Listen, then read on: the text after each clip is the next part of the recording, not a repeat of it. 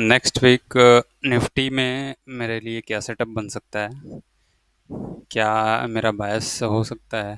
और lower time frame में आ, कौन से की लेवल्स पे मुझे सेटअप देखना चाहिए? उसके लिए मैं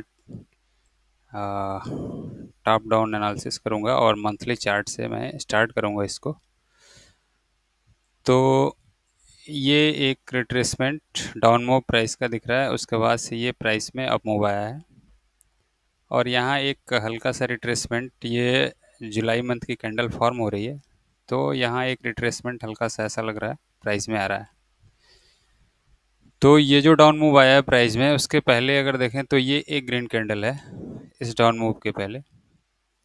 तो मंथली चार्ट पे इस सितंबर मंथ की कैंडल को एज ऑर्डर ब्लॉक अगर कंसीडर करें तो यहाँ पे प्राइस में रिजेक्शन देखने को मिल रहा है और एक रिट्रेसमेंट पॉसिबल है। तो ये रिट्रेसमेंट प्राइस का कहाँ तक जा सकता है, प्राइस पे कहाँ सपोर्ट ले सकता है प्राइस? तो संभावना है कि ये मई मंथ के हाई पे यहाँ प्राइस को सपोर्ट मिले, या अगर प्राइस और लोअर डाउन ट्रेड करता है डाउन साइड में तो हो सकता है प्रीवियस मंथ के लो को स्विप करे या ब्रेक करे और यहाँ जो लिक्विडिटी है उसको क्लीन करे। तो आरएसआई और मूविंग एवरेज की हेल्प से मैं देखूंगा क्या प्राइस में बिहेवियर देखने को मिल रहा है। तो आरएसआई अगर देखें मंथली चार्ट पे तो ये लॉन्ग टर्म मूविंग एवरेज है, ये शॉर्ट टर्म मूविंग एवरेज है। जब तक ये ऊपर था आरएसआई इसके ऊपर था, तो short term moving average long term moving average के ऊपर था और ये सारे के सारे 60 के अबव थे। तब तक प्राइस क्या था, एक्सट्रीमली बुलिश था। यहाँ जब रिट्रेसमेंट आया RSI short term moving average long term moving average को ब्रेक किया, ब्रेक करते हुए 60 लेवल को ब्रेक किया। 60 लेवल को ब्रेक करने के बाद एक स्पाइक बना, स्पाइक बनने के बाद अगेन जो है 60 लेवल को क्रॉस किया आरएसआई और यहाँ पे ये क्लियर रिजेक्शन ले रहा है लॉन्ग टर्म मूविंग एवरेज से। तो ये लॉन्ग टर्म मूविंग एवरेज से इसको रिजेक्शन मिला है। रिजेक्शन मिलने के बाद नेक्स्ट सपोर्ट पॉसिबल है, ये शॉर्ट टर्म मूविंग एवरेज पे सपोर्ट ले सकता है, या अगर इस पर भी सपोर्ट नहीं लिया और इसको ब्रेक किया तो ये 60 लेवल है सपोर्ट के लिए। प्रीवियसली अगर देखें आरएसआई का बिहेवियर, तो जब भी ये लॉन्ग टर्म मूविंग एवरेज के आसपास से रिजेक्शन मिला है तो या तो शॉर्ट टर्म मूविंग एवरेज के आसपास सपोर्ट मिला है इसको, या फिर 60 लेवल पे सपोर्ट मिला है। तो ये दो पॉसिबिलिटी है आरएसआई में सपोर्ट लेवल के लिए। प्राइस में देखें तो ये संभावना यही थी कि या तो ये मई मंथ का जो हाई है इसके हाई के आसपास कहीं सपोर्ट मिले, या फिर जो प्रीवियस मंथ का जून मंथ का लो है उसको क्लियर करे लिक्विडिटी और फिर यहाँ से फिर एक प्राइस में रिवर्सल देखने को मिले। मूविंग एवरेज को ऑन करें अगर तो प्रीवियस मंथ के लो के भी लिए ये सपोर्ट क्लियर दिख रहा है 9 EMA का। अगर प्राइस डीप रिट्रेसमेंट लेता है और ब्रेक करता है प्रीवियस मंथ के लो के तो यहाँ पे एक सपोर्ट मिल सकता है। वीकली चार्ट पे इसको देखें,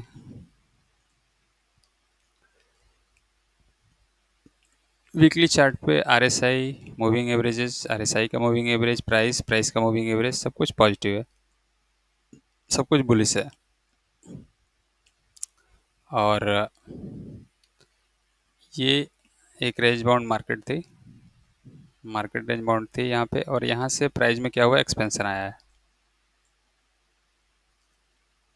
ये एक्सपेंशन है, इस एक्सपेंशन के बाद इस कंसोलिडेशन रेंज बाउंड मार्केट के बाद ये जो एक्सपेंशन आया है, एक्सपेंशन के बाद ये रिट्रेसमेंट आ रहा है। तो ये रिट्रेसमेंट देखें तो ये 9 EMA है, इस पे पिछले वीक की कैंडल सपोर्ट ले रही है और ये एक रेड कैंडल जो बढ़ी है इसको मैं एज ऑर्डर ब्लॉक कंसीडर कर रहा हूँ, बुलिश ऑर्डर ब्लॉक। तो ये दोनों एक दूसरे के कॉन्फ्लुएंस में है जहाँ प्राइस सपोर्ट ले रहा है।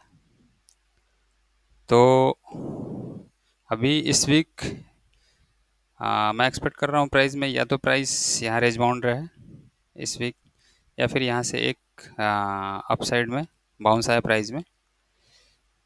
तो और आरएसआई भी पॉजिटिव है, शॉर्ट टर्म RSI का मूविंग एवरेज देखें तो ये 60 लेवल को क्रॉस कर चुका है, तो ये एक बुलिश इंडिकेशन है।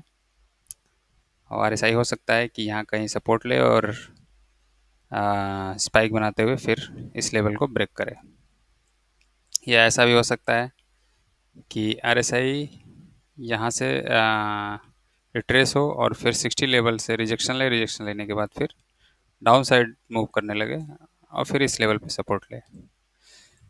तो अगर प्राइस डाउन साइड मूव करता है तो ये एक बैलेंस्ड प्राइस रेंज है। मैं एक्सपेक्ट कर रहा हूँ कि प्राइस यहाँ से कहीं से एक बाउंस ले और इसको ये बैलेंस प्राइस रेंज जो है उसको सपोर्ट दे प्राइस को।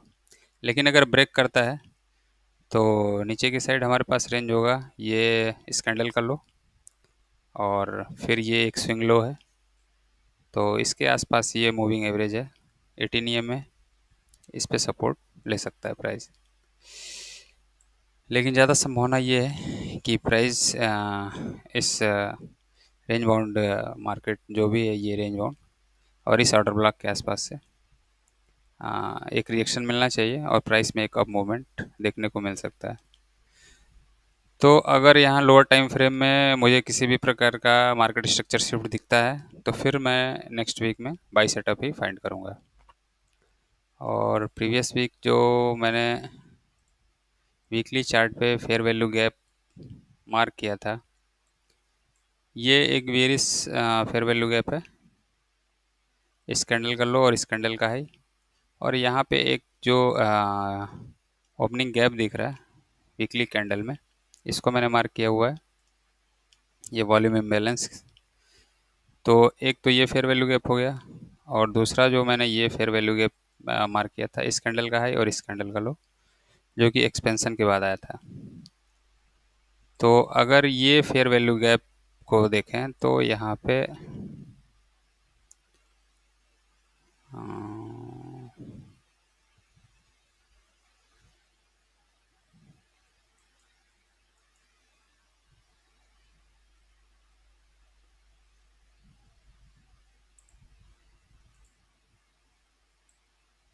ये जो फेयर वैल्यू गैप है, तो पिछले वीक जो प्राइस का सपोर्ट मिला है वो इस फेयर वैल्यू गैप के लो के आसपास प्राइस ने सपोर्ट लिया है। यहाँ का प्राइस सेक्शन अगर 1 आवर के चार्ट में देखें तो ये क्लियर होगा कि प्राइस ने एग्जैक्टली जो है इस लेवल के आसपास कहीं सपोर्ट लिया है और यहाँ एक मार्केट कंसोलिडेशन में या फिर यहाँ से एक रिट्रेसमेंट हल्का प्राइस ने लिया है और इस पर फिर सपोर्ट लिया है। तो अगर इस पर सपोर्ट लेता है प्राइस तो ये हम ऑलरेडी जो है वीकली ऑर्डर ब्लॉक के रेंज में एंटर कर चुके हैं। तो और ये एक देखें तो डेली ओपनिंग गैप है, इस गैप को प्राइस हो सकता है फिल करे, फिल करने के बाद यहाँ से अगर एक रिवर्सल देता है तो ट्रेड सेटअप फाइंड करेंगे। फिलहाल वीकली चार्ट पे अगर चले और ये हमारा वेरिस फेयर वैल्यू गैप है, इसको मैंने मार्क कर रखा है। तो इसका मिड पॉइंट अगर देखें तो प्रीवियस वीक प्राइस ने एग्जैक्टली इसके मिड पॉइंट से ही रिजेक्शन लिया है, तो यहाँ से एक सेल सेटअप बन सकता था क्योंकि ये वेरिस फेयर वैल्यू गैप है। 1 आवर के चार्ट में अगर देखें तो एग्जैक्टली प्राइस ने यहाँ से रिएक्शन लिया है और मार्केट स्ट्रक्चर शिफ्ट हुआ है। ये स्विंग लो है, ये स्विंग लो ब्रेक हुआ इस कैंडल द्वारा और ये मार्केट स्ट्रक्चर शिफ्ट कंसिडर होगा। और ये जो ओपनिंग आई है ये एक रिट्रेसमेंट आया है और ये इस फेयर वैल्यू गैप से यहाँ से फिर रिजेक्शन मिला है और यहाँ पे एक सेल सेटअप, फिर नेक्स्ट सेल सेटअप यहाँ पे बन रहा था। यहाँ पे अगेन प्राइस ने इस लो को ब्रेक किया, इस लो को ब्रेक किया, ब्रेक करने के बाद एक रिट्रेसमेंट आया और यहाँ से फिर एक रिजेक्शन मिला है, जो कि इस कैंडल और इस कैंडल के बीच का जो फेयर वैल्यू गैप है यहाँ से प्राइस ने रिजेक्शन लिया है। तो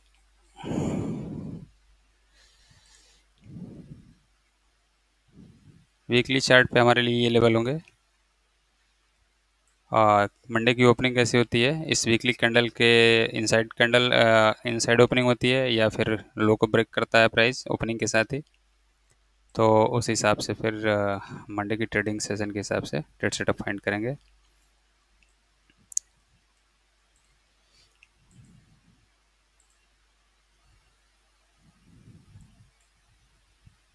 डेली चार्ट पे अगर देखें,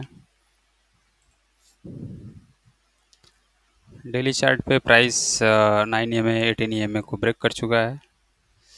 तो नेक्स्ट सपोर्ट मूविंग एवरेजेस के हिसाब से देखें तो ये 45 EMA है। ये पूरा एक रेंज बाउंड मार्केट है।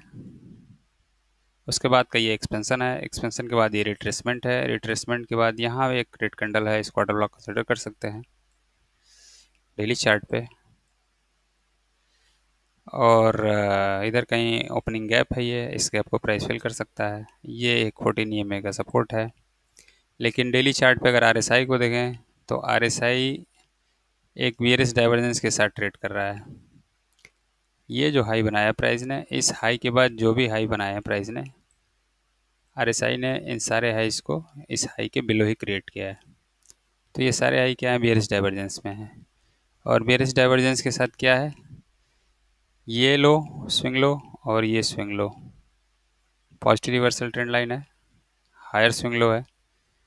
तो यहाँ से एक ट्रेंड लाइन ड्रॉ कर सकते हैं और इस स्विंग लो पे भी एक ट्रेंड लाइन ड्रॉ कर सकते हैं। तो अगर इस स्विंग लो पे ट्रेंड लाइन ड्रॉ करते हैं डेली चार्ट के हिसाब से, तो हमें एक नेक्स्ट सपोर्ट लेवल मिल सकता है। ये मैंने ड्रॉ किया हुआ है। तो ये एग्जैक्टली जो 45 EMA है उसके साथ साथ ये ट्रेंड लाइन चल रही है।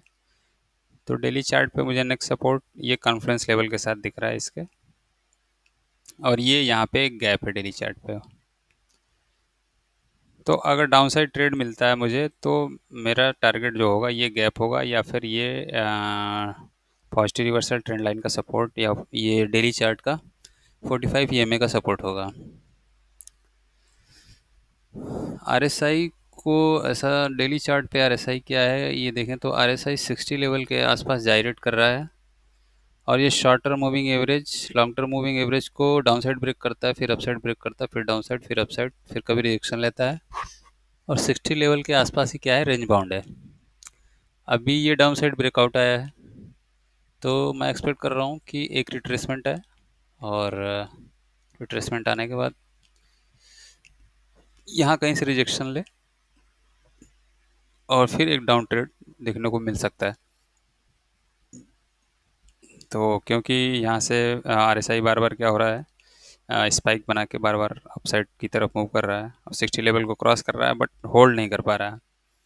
तो अगर 60 लेवल को होल्ड नहीं कर पा रहा है तो ये एक बेयरिश बिहेवियर शो कर रहा है प्राइस का। क्योंकि प्रीवियस में अगर देखें तो ये लॉन्ग टर्म मूविंग एवरेज है, ये 60 लेवल को होल्ड नहीं कर पा रहा है। ये क्रॉस किया, फिर अगेन जो है डाउन साइड क्रॉस कर गया। और प्राइस को बुलिश होने के लिए लॉन्ग टर्म मूविंग एवरेज को 60 लेवल क्रॉस करके इस पर सपोर्ट लेना ज़रूरी है। और इस पे सपोर्ट जब तक लेकर इसको क्रॉस करके ऑफसाइड मूव नहीं करेगा, तब तक पुलिस बिहेवियर प्राइस में देखने को नहीं मिलेगा। तो ये again long term moving average जो है ब्रेक कर चुका है 60 लेवल को डाउन साइड में, और डाउन साइड मूव कर रहा है। अगर यहाँ ये अगेन फिर इस को 60 लेवल को अपसाइड क्रॉस करता है तो ये बुलिश हो सकता है, और इसके ऊपर सस्टेन करना चाहिए।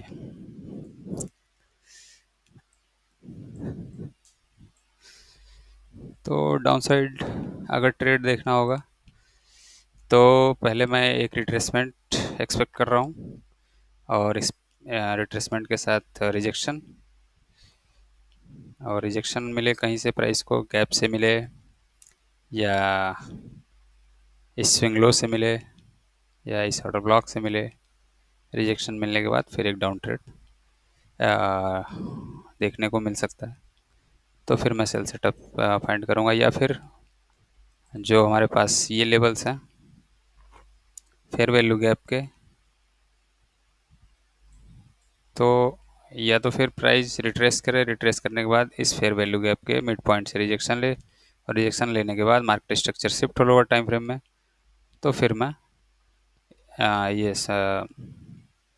पॉजिटिव रिवर्सल ट्रेंड लाइन की तरफ को टारगेट करते हुए sell setup lower time frame में फाइंड करूँगा।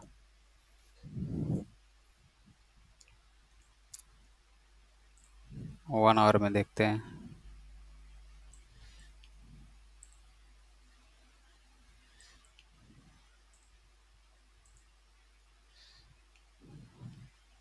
वन आवर में पूरी तरह से प्राइस जो है निगेटिव हो चुका है, मूविंग एवरेज के बिलो ट्रेड कर रहा है। ये 200 मूविंग एवरेज है, प्राइस इसको ब्रेक कर चुका है और शॉर्ट टर्म मूविंग एवरेज अभी 200 के अबव भी है। अगर ये प्राइस में रिट्रेसमेंट आता है और रिजेक्शन आता है, फिर डाउन साइड ट्रेड आता है, तो ये फिर इसको डाउन साइड ब्रेक करेंगे। RSI बिल्कुल मुझे लगता है ओवर सोल्ड हो चुका है, 20 लेवल के बिलो ट्रेड कर रहा है। RSI की वैल्यू अगर देखें तो यहाँ 19 के आसपास है, तो एक्सट्रीमली ओवर सोल्ड है। तो एक डीप रिट्रेसमेंट एक्सपेक्ट कर सकता हूँ मैं नेक्स्ट वीक में, या तो प्राइस रेंज बाउंड रहेगा, क्योंकि वीकली चार्ट पे अगर देखें तो प्रीवियस वीक में लार्ज रेंज कैंडल बनी है, तो हो सकता है कि इस वीक में स्मॉल रेंज कैंडल बने या फिर डोजी टाइप कैंडल बने और रेंज बाउंड मार्केट रहे पूरे वीक। अगर मंडे की ओपनिंग फ्लैट होती है, फ्लैट होने के बाद प्राइस में कोई मार्केट स्ट्रक्चर शिफ्ट आता है या ये स्विंग हाई ब्रेक होता है, ब्रेक होने के बाद सपोर्ट दिखाता है, तो फिर मैं एक अपसाइड के लिए ट्रेड सर्च करूंगा। इस गैप को फिल करने के लिए प्राइस जा सकता है या इस मूविंग एवरेज को 200 को रिटेस्ट करने के लिए जा सकता है, या ये ढेर सारे कॉन्फ्लुएंस है मूविंग एवरेज के 1 आवर चार्ट पे। और हाई टाइम फ्रेम के जो हमारे की रेफरेंस लेवल हैं उसमें अगर देखूँ, अगर बुलिश बिहेवियर प्राइस शो करता है और मुझे अगर बाई सेटअप फाइंड करना है, तो मैं चाहूँगा प्राइस इस स्विंग हाई को ब्रेक करे, इस फेयर वैल्यू गैप के मिड लेवल को ब्रेक करे, ब्रेक करने के बाद यहाँ सपोर्ट ले, सपोर्ट लेने के बाद फिर इस लेवल से कहीं बाई सेटअप फाइंड करेंगे और फिर अपसाइड की तरफ इस गैप को टारगेट करेंगे। और अगर प्राइस इस मिड लेवल से रिजेक्शन लेता है और फिर डाउन साइड ट्रेड करता है, तो फिर अगेन सेल सेटअप फाइंड करेंगे और इस लो को टारगेट करेंगे। तो फिर देखते हैं मंडे को प्राइस ओपन होता है कैसे, गैप अप, गैप डाउन या फ्लैट, और फिर कैसा बिहेवियर शो करता है, उस हिसाब से लोअर टाइम फ्रेम में जाकर ट्रेड सेटअप को फाइंड करेंगे।